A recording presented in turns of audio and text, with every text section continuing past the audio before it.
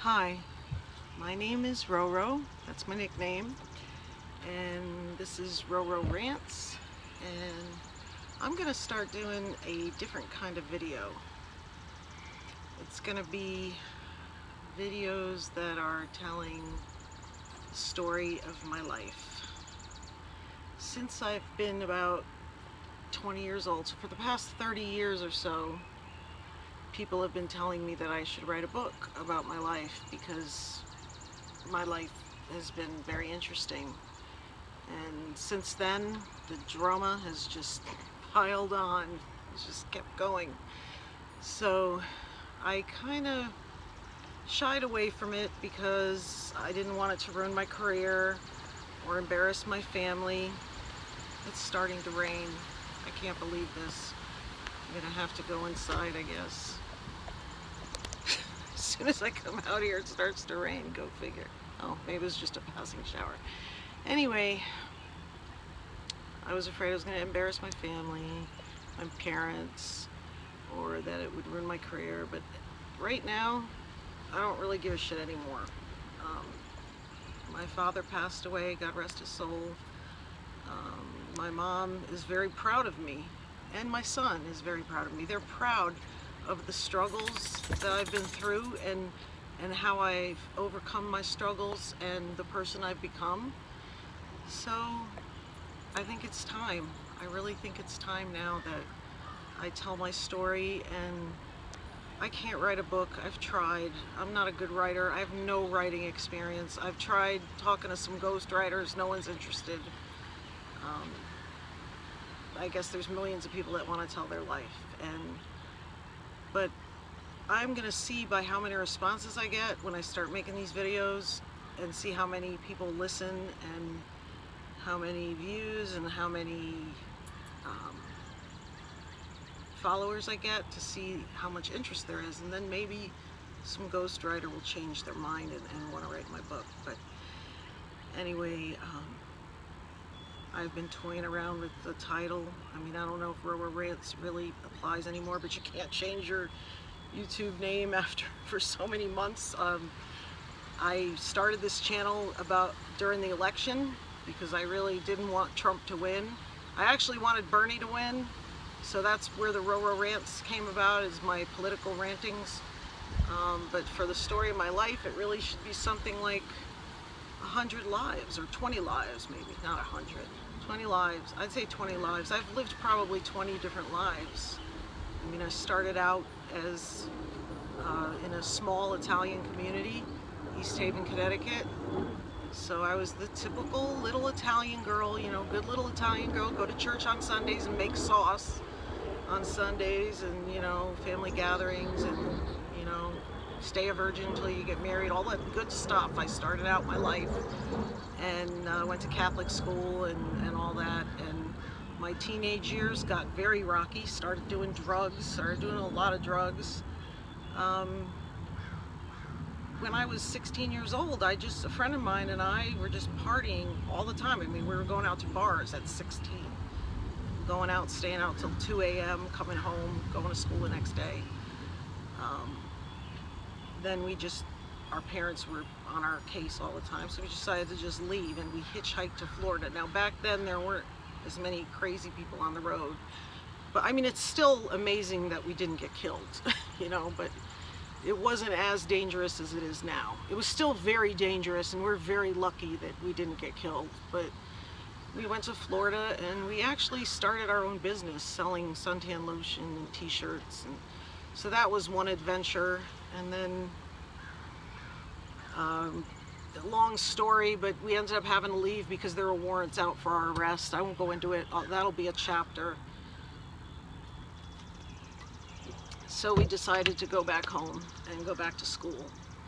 And I went back to school and finished high school, went to college. I didn't go back to the Catholic school. They didn't want me anymore, so I went to public school. And that's another chapter of my life. The public school was much more understanding. I was the good kid there. I was the bad kid in the Catholic school. But in the public school, I was the good kid because I got good grades, I was smart, and I didn't get in that much trouble. I wasn't trying to stab anybody or anything. actually went to college. I was going to go into the Army. That's another long story. They wouldn't accept me because I have back problems. I found out back then, which it actually didn't. That's another story. I have worse back problems now. Go into that in another chapter. Went to college. Started a graduate assistantship at Yale University. I went to Southern Connecticut State and did my undergraduate there, and I did an undergraduate research assistantship at Yale. It was a summer research project, and I actually stayed on, and my whole senior year of college worked on it and did my undergraduate project. I forget what you call it now. I even forget. Is it senior project? I don't even know. Back then it was different. They didn't have internships back then as much as they do now. But I did actually get published. The paper got published, so I'm published in IEEE Transactions. I studied physics. Back then, Southern Connecticut was mostly for girls, and my family was very strict, and they didn't even like the idea of me going to college. They wanted me to be a housewife and, you know, get married, find a nice Italian guy to domineer and put his thumb over me and, you know, keep me. It's a good thing that that never happened, because I am a strong, independent woman, and if I ever did that, if I ever married a Italian boy from my community, the murder rate of East Haven, Connecticut would have went up by 1, because I either would have killed him or he would have killed me. Anyway, finished college with the Bachelor's of Physics, because I figured with physics maybe I can go into engineering, which was definitely a no-no, because Southern was for teachers or nurses. If you were a girl and you went to college, you could be a teacher or a nurse. And that's another long story. I kind of liked the idea of being a nurse, but I would get too attached to the patients. I worked a little bit before that, but I'm not going to go into details. This is just the introduction. So, but after college, I did follow the professor at Yale, because he went and got a job in California. He was leaving Yale because this was during the Cold War days. This was when they were paying engineers they wanted more engineers to work on weapons design for the Cold War. This was Reagan days. So most of his students were not citizens. They were from India and China, and so I was a citizen. So I was, you know, he offered to take me with him out there and get me a job out there. But, you know, I still had this drug problem. So when I got out there, of course, I ran into the wrong people, and I didn't do well. I did well maybe the first couple of years, but my drug problems got worse out there. And long story short, I got mixed up with the wrong people. I started out just with this cellular telephone business with these guys and just doing a lot of drugs with them, and then they left. They both left me there alone. But then I ended up I just stopped going to work. It was kind of like that movie Office Space, was it? I didn't quit. I didn't get fired. I just stopped going. I just stopped paying my bills too. And this was before that movie came out. I just didn't want to pay my bills anymore. I just stopped paying them. And I just partied all the time, and you know, and I met some girls that were in my apartment complex that were, anyway, I got involved in dealing drugs and opened up an escort service and had some girls working for me, because the people they were working for were treating them really bad, and I thought that I was doing something good, but it was illegal.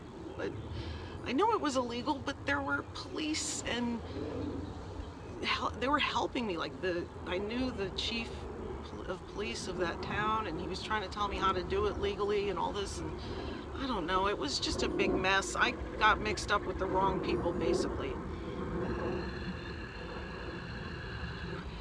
And they would have left me alone if I was just running the escort service, because there were lawyers and high-profile people, but it was the drugs that's why they wanted to shut me down. So like one day I was this physicist, had a job in weapons design, and then like it seemed like overnight, all of a sudden I got arrested and was charged with 4 felonies. Possession, cocaine for sale, possession of a gun. Oh yeah, I had a gun. I'm not going to go into a lot of detail right now, but pimping and pandering. Just, you know, I was in jail, so I was in and out of jail for a while and trying to get clean, and that's another whole lifelong story, living on the streets, Oakland, California.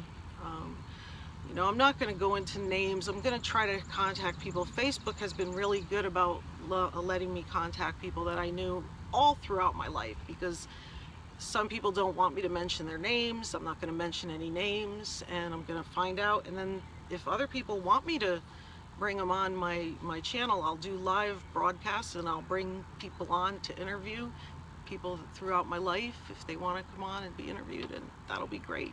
So we'll just see how it goes. But anyway, after getting arrested and everything, spent years on the street. I was pretty much a junkie. I was a crack addict, and got involved with a lot of worse people, worse drug dealers, worse people, just. And then, you know, the probation officer, and I had to get clean, so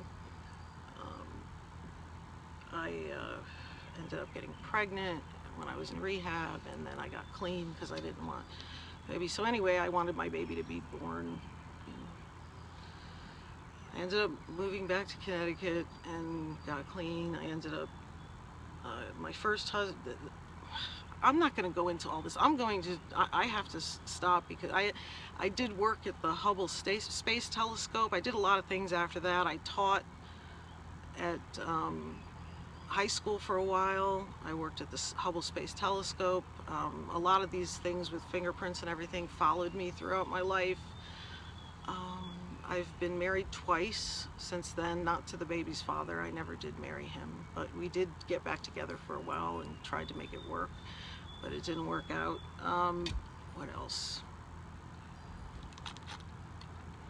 Somewhere in all of this I got Lyme disease, and I've been in treatment for it since 2007. I probably got it in the late 90s. I don't even know. I may have had it since I was a kid. I was born and raised in Connecticut. We lived on those beaches near Old Lyme, Saybrook and Westbrook and all that. I may have had this all my life, but I have horrible arthritis and back pain, and I'm on a lot of pain medicine, which it's kind of weird getting clean and being through years of AA and then having to take pain medicine now. That's a whole nother struggle. But anyway, I want to make this a story. I want to make it interesting. I want to tell stories about my life. I want to make it fun and funny, but I also want to help people that are out there if they think that their life can't change. My life has changed 20 times. You know, maybe more. I haven't counted. I don't know how long this is getting. I could probably talk forever. That's probably why I'm doing this. But you know, it all turned out for the best. I mean, I have a good life now, other than, you know, I'm disabled at a young age, 52, but other than that, I'm pretty financially secure. I have pretty good health care, not the greatest, but you know, this is the United States, so none of us have really that good of health care. I got a good house to live in, I got a good husband, and my son is wonderful, best son anybody could ask for. And so, you know, I'm doing good. I'm doing really good now. I've been through a lot of struggles in my life, but look at me now. So I'm gonna end this and see how much interest I get, and please leave comments if you want to know like which parts of my story you might be interested in. I could, you know, maybe go into that next. And if you remember me throughout your life, if you're someone I may know, you may have run into me and you recognize me, get in touch with me. That'd be great. So anyway, I'm going to leave this now, and I hope to make this a regular thing. I might do Facebook Live or YouTube Live broadcasts after this if we get enough interest. Thank you. Bye.